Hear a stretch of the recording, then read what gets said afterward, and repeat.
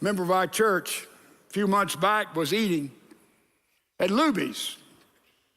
And a man came up to him after and said, "You go to church?" He said, "Yes." He said, "Where'd he go?" He said, "Second Baptist." He said, "I wouldn't go to that church for anything."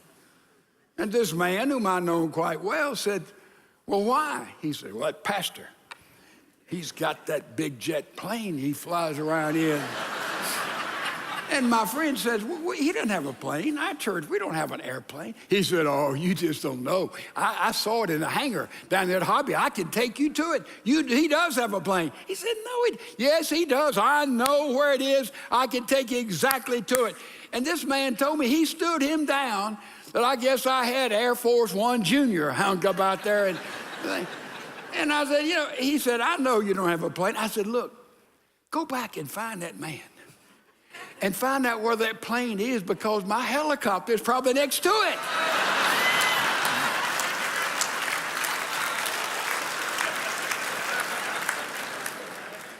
For somebody who didn't half listen, we don't have any of that. But the bottom line is, when it's slanderous, we get half-truths.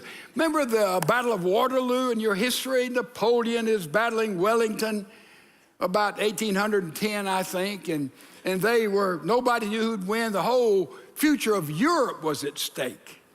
And England was anxiously waiting to see if Wellington would defeat Napoleon, and the battle was taking place, and they had no communication. Only communication they had was those pinafores that they would use. And so, sure enough, the battle was over, and somebody stood on the bank there in France and gave the signals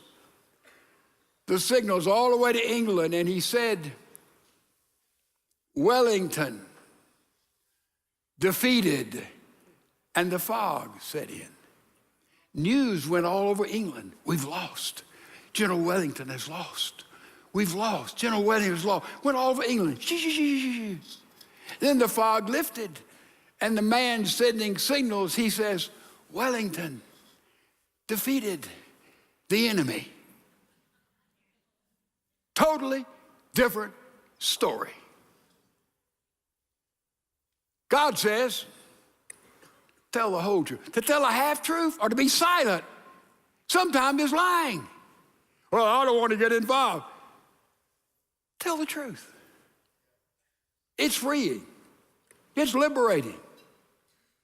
It's life-giving. God says,